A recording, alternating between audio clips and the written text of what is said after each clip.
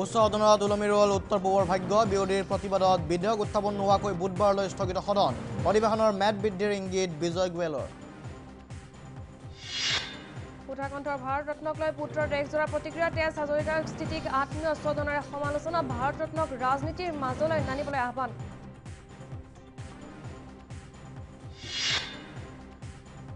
petrol pump আবণ্টনৰ নামত উৎকোচ লৈ গ্ৰেপ্তাৰ ভাৰতীয় তেল নিগমৰ মহাপ্ৰবন্ধক চিবিআই জালত ডিমাপুৰৰ যুৱতী অধিক বিষয়া বন্দী হোৱাৰ সম্ভাৱনা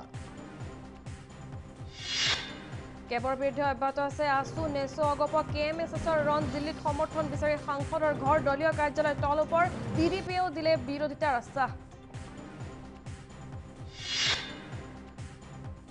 উদ্ঘাটন হল নৰেন্দ্ৰ মোদীৰ আন এক কুকীৰ্তি জনপ্ৰিয়তা দেখুৱাবলৈ ছচিয়েল মিডিয়াত খোলা হৈছিল ভুৱা একাউণ্ট কৰ্তৃপক্ষৰ তৎপৰতাত হ্ৰাস লক্ষাধিক ফলোৱাৰ